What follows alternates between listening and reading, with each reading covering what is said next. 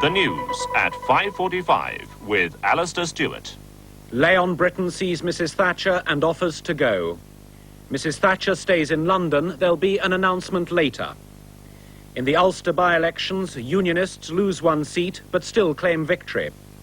Oil tanker blaze in the North Sea. A gas rig is evacuated.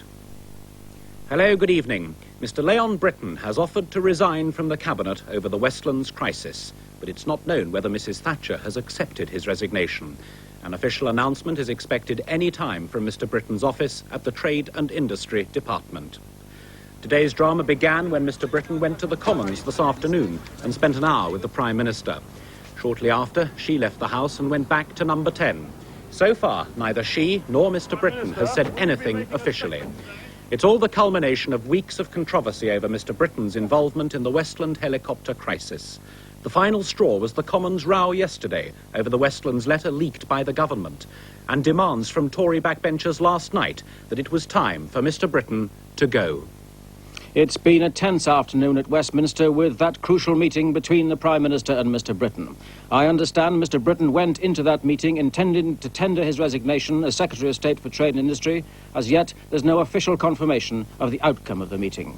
It was this morning that Mr. Brittan apparently decided he had no alternative but to give way to the many calls for his resignation. He had a meeting with the chairman of the 1922 committee, Cranley Onslow, who told him of the strong feelings of Conservative MPs expressed at the backbench meeting last night. Mr. Onslow is thought to have made it clear where he thought Mr. Brittan's duty lay, and Mr. Brittan did indeed conclude his position was no longer tenable, that he couldn't carry on without the confidence of his parliamentary colleagues. Ironically, the Prime Minister at a private lunch was giving a strong impression that no resignation was imminent. She's reported to have said, "I expect Mr. Brittan to be on the front bench with me on Monday for the emergency debate.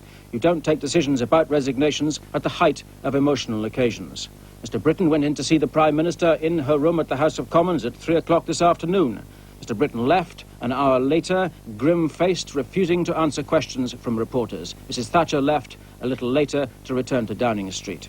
It's still not confirmed that the Prime Minister accepted the offer of resignation, but my understanding is that she did reluctantly accept it, and Mr. Brittan is no longer Secretary of State for Trade and Industry. An official statement has yet to be made. Glenn Mathias, ITN Westminster. Leon Brittan went into his office this morning as usual, but he seemed to be clinging to his job by his fingernails with so many parliamentary colleagues against him. His head of information, Colette Bow, had effectively been cleared by Mrs. Thatcher, leaving grave doubts about her boss's conduct over the leak. Mr. Brittan was due to wind up for the government in the Commons debate on the leak on Monday, but his role in the affair was becoming an increasing embarrassment to the government. As the sponsoring Minister for Westlands, he claimed to be neutral, but was suspected by the Heseltine camp to be lobbying for Sikorsky. Michael Heseltine believed all along Mr. Brittan had been behind the leaking of the letter he'd received on January the 6th from the Solicitor General, Sir Patrick Mayhew. Sir Patrick had said there were material inaccuracies in information that he'd given to the European consortium, so the leak was very damaging to Mr. Heseltine's case. By last night, it was clear that most Tory backbenchers thought Mr. Brittan should go. They considered his conduct over the leak, as set out by Mrs. Thatcher in her Commons statement, was highly questionable, and they were taking less and less to his legalistic turn of phrase in answer to questions. Some believed his departure would take the pressure off the government, and they had clear ideas about the kind of successor they'd like. Oh, I hope a good, red-blooded, red-faced Englishman. What do you mean by that? Not necessarily a very clever man, but a man of common sense and of competence and stability, who can always press the button and get a clever man in if he wants to. So it does look like the end, or at least a major interruption, to the career of yet another senior cabinet minister. Leon Brittan was born in 1939, the son of Lithuanian immigrants. His political rise was almost as dramatic as his fall. The youngest member of the cabinet in 1981, he became Home Secretary 2 years later at the age of only 43, one step away from Downing Street, with 20 years to get there. Margaret Thatcher had picked him out for his sharp legal mind and his grasp of detail. He'd also become the most loyal of her cabinet loyalists. The Home Office put him at the centre of the political stage. During the Libyan siege, with the Prime Minister abroad, he masterminded operations. He also dealt with the flak when the Libyans were allowed to leave the country. Again, when the IRA bombed the Grand Hotel in Brighton, Leon Brittan was at Mrs. Thatcher's side, organising the fight back against the terrorists. But he ran into trouble when he banned the BBC Real Lives documentary about Northern Ireland. Questions were asked about his judgment. And there was more talk in Tory circles about his lack of skill as a communicator, particularly on television. There were calls for him to go. But instead, he was shuffled to trade. Mrs. Thatcher steadfastly denied it was the demotion most Tories assumed it to be. But it turned out to be an even hotter seat than the one he'd left. Mr. Brittan is now on his way to his Yorkshire constituency. Voters there today said they were resigned to their Member of Parliament being forced to quit the cabinet. Prosperous market towns like Richmond typify the staunch Tory constituency, which gave Leon Brittan a majority of over 18,000 in the last election. This week, he's lost some of those votes. Well, I think there's been so much undercover and kept so long, you know, hasn't they? I haven't been very truthful, have they? No. So will that cause you to change your vote next time? Yes, yes. He's probably quite an intelligent man, but he has to deal with Mrs. Thatcher, and I think she's a little bit more wily than he is. And I think she's perhaps using him to do a job which isn't very pleasant. Well, I think he's walked into it. He made a boob, and that's all there is to it. You either get in it or you get out of it the best way you can. I think it should have been settled earlier on. It should have come out more in the open at the beginning. Other views echoed the leader comment in one local paper, which described Leon Brittan's handling of the affair as an enormous blunder that throws grave doubt on his judgment. Anne Lucas, ITN, Richmond. The Unionists have lost a seat in Northern Ireland's mini-general election despite securing a big vote against the Anglo-Irish agreement. Newry and Armagh fell to the SDLP, which supports the Hillsborough deal. But the Unionists, including Mr. Enoch Powell, swept back in the 14 other seats they'd resigned in protest. 2 constituencies weren't contested. The SDLP's victor was Seamus Mallon, who overturned a Unionist majority of more than 1,500 at the general election. The details. The Unionists' share of the total electorate was virtually the same as the general election, only a touch down despite a lower poll. The SDLP improved its position on 1983 by taking votes from Sinn Féin, the IRA's political wing. The Unionists blamed the low turnout on the bad weather and tighter identity checks on voters. There's no doubt that Ulster has voted no to the Anglo-Irish agreement, but in securing that vote, the Unionists have lost one of their 15 MPs. But there's almost no sign that Unionists have voted for the agreement. Their support is held solid, and the government must be disappointed by that. But there is comfort for Mrs. Thatcher in the way the province's Catholics have voted. There's been widely increased support for the SDLP and fewer votes for Sinn Féin, the political wing of the Provisional IRA. The swing of Catholic votes from Sinn Féin helped to cause the day's biggest upset in Newry and Armagh. Cheers from delighted SDLP supporters after their party won a resounding victory here. For Seamus Mallon, a 2,500 majority over former MP Jim Nicholson. Despite a huge Unionist turnout, the SDLP say they took some 3,000 votes from Sinn Féin. A certain slogan which you may all have noticed has said that Ulster says no. The reality is that this constituency has said yes.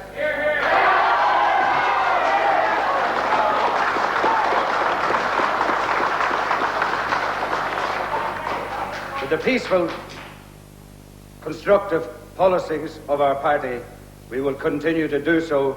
We know it is the only way forward. We know it is the only way in which reconciliation and reconstruction within the north of Ireland can take place.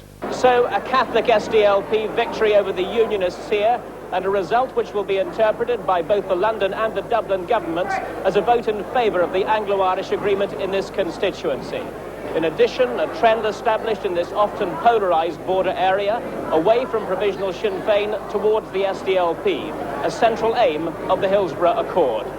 Michael Macmillan, ITN, in Banbridge. In Antrim North, the man who, more than any other, was responsible for calling what he claims is a referendum on the Anglo-Irish agreement, had his expected massive majority. Barry, Peter, 913. Paisley, Ian Richard Kyle, 33,937. In mid-Ulster, the SDLP and Sinn Féin split the Catholic vote evenly, with 4,000 more votes for the Constitutional Party. So the Unionist, the Reverend William McRae, celebrated a vastly increased majority outside. In South Down, Enoch Powell also increased his majority. Sinn Féin lost more votes to the SDLP, as they'd done right across the 4 border constituencies where they'd stood. As people examine the figures, they will even suggest that the tide is turning against us. They will see it as a unique election called on the back of the agreement by the Unionists, opportunistically seized by the SDLP, and people voting either tactically for the strongest runner, in the case of Seamus Mullen, or simply staying at home. It's been a very powerful victory for Seamus Mullen, and we said during the election campaign that the Unionists would not go back with 15 seats. We have doubled our representation at Westminster. And the team in Uri Armagh fought a powerful campaign. The people of Northern Ireland believe in the process of democracy.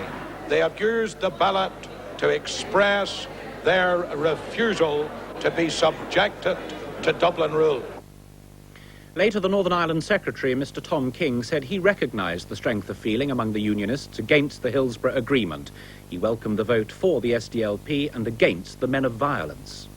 I think the Unionist vote was very much as one would have expected. There's been no great change there.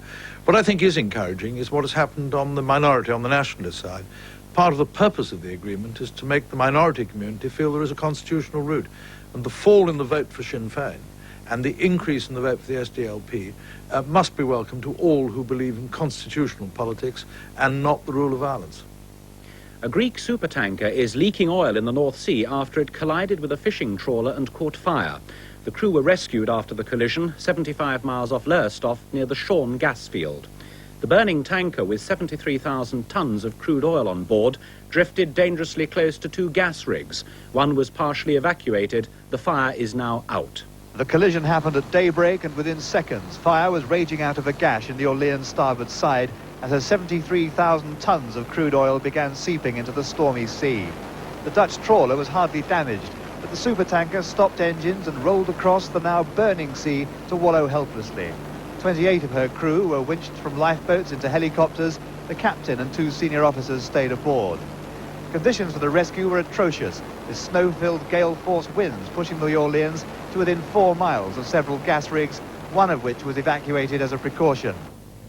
A Dutch salvage tug was on the scene with remarkable haste, and her crew were able to stop the fire from spreading before attaching a 7-inch thick hawser to the Orleans' stern. But the line parted as the long haul to Rotterdam got underway, although by then the Orleans was safely clear of the gas rigs. The major pollution threat also seems to have been averted. Jeremy Hans, ITN, over the North Sea. After picking the crew of the tanker from the sea, the helicopters flew on to the grounds of Galston General Hospital in Great Yarmouth. Ambulances were waiting, but although cold and wet from their time in the lifeboats, most of the Greek seamen were obviously unscathed. There was time for a quick thank you to the helicopter pilot who pulled them to safety. Then it was into the hospital for a checkup that revealed nothing worse than minor injuries and shock. They said the fire spread so quickly they had no choice but to abandon ship. In the beginning, yes, but the fire, coming too much, it's not possible. It spread very quickly, did it? Yes, coming quickly, in a minute. When touched the boat, coming too much fire. There was an emotional reunion as a woman who'd been travelling on the tanker with her husband spotted him in the hospital. They'd become separated on the burning ship. Helicopters also evacuated 53 men from an oil rig considered to be too close to the drifting tanker. Paul Davis, ITN, Great Yarmouth. The Times, Sunday Times, Sun and News of the World could be off the streets in the next 48 hours. The 2 main print unions today called a strike at the papers owned by Mr. Rupert Murdoch, starting either tonight or tomorrow. Branch officials were told by union leaders that industrial action had been forced on them by Mr. Murdoch's refusal to negotiate about his new plant at Wapping. The Queen has sent a personal message of congratulations to the crew of the Royal Yacht Britannia for its rescue mission from Aden. The crew are now setting about cleaning up after ferrying the last 440 refugees from war-torn South Yemen. Latest reports say rebels are now in control of the South Yemeni capital and the fighting has subsided. HMS Newcastle arrived at dawn. The destroyer's decks lined with another 200 evacuees. In the last 18 hours, more than 2,000 people have been brought ashore, most courtesy of the Royal Navy.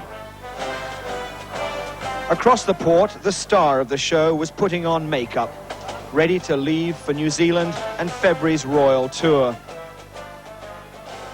And the crew says it'll need every minute of the next 3 weeks to put the shine back on Britannia. Today, the first pictures of Britannia's role in the evacuation over the last 10 days. This is Aden Beach. Day 1 of the operation, the first of some 2,000 people wade through the surf for the shuttle service that'll take them to safety aboard the royal yacht standing off the coast. Scenes like these were repeated day after day as the foreign community was brought off. And they were lucky. The weather remained perfect throughout the whole evacuation. Each wave took several hours to complete and days to organize. There were no crowds on the dock when Britannia left Djibouti for the last time this morning. Those she'd saved were now on their way home. It's the end of an operation that will become part of Britannia's history. Peter Sharp, ITN, in Djibouti. 2 white South African policemen killed earlier this week in clashes between the police and black miners have been buried with full honours. As their funerals were taking place, the nationalist leader Winnie Mandela was receiving a special peace prize from the Americans. The presentation of the Robert F. Kennedy Memorial Human Rights Award should have taken place in Washington last year, but the state prohibited Mrs. Mandela from leaving South Africa. She lashed out at what she called repression by the Pretoria government and was little moved when told about today's burial of 2 police officers killed in the ongoing political unrest. The Pretoria racist regime has made it impossible for me to regard the death of those 2 policemen as of any consequence to the struggle of my people. From 1984 to date, we have buried well over 1,000 bodies. Less than an hour's drive away, full state honours for Sergeant Daniel Pretorius and Constable Frederick Kukumu. And for friends and relatives, a tragic reminder of the violence that until recently had left the country's whites largely untouched. It's symbolic of the deep divisions here that one person could be honoured for opposing the government at the same time as 2 others are honoured for defending it. Mike Hanna, ITN, Johannesburg. The American spaceship Voyager is now within a few minutes of completing its 9-year-long mission to uncover the secrets of the planet Uranus. Its pictures from deepest outer space have already given scientists a treasure house of discoveries. At precisely 6 o'clock tonight, British time, Voyager will reach its closest encounter with the planet Uranus, running just 1 minute, 9 seconds late after a 9-year, 2 billion-mile journey into space. As its cameras constantly change position directed from Earth, the photographs have revealed more and more detail, especially when, like this, the original picture on the left can be computer colorized to highlight details of the planet's surface. But already they've confirmed that the huge planet is no place for a manned spaceflight. Uranus is a long way out there. It's a long way to send help, and the environment is very severe. Very cold temperatures, typically 350 to 360 degrees below zero. Solar illumination, it's a fraction of a percent of what we have here at the Earth. It will be a long time before we could even consider sending people into this very inhospitable outer part of the solar system. Today's close encounter lasts just 6 hours, then Voyager speeds off again for a rendezvous with the planet Neptune in 1989. After that, it leaves our solar system altogether and heads for the mysterious, endless depths of outer space. Ken Rees, ITN, Pasadena. Just the main story again. Mrs. Thatcher is understood to have accepted the resignation of Mr. Leon Brittan, the Trade and Industry Secretary, over the Westland affair. An announcement is expected at any moment. More news from ITN on Channel 4 in an hour, and of course on News at 10. From all of us, a very good evening.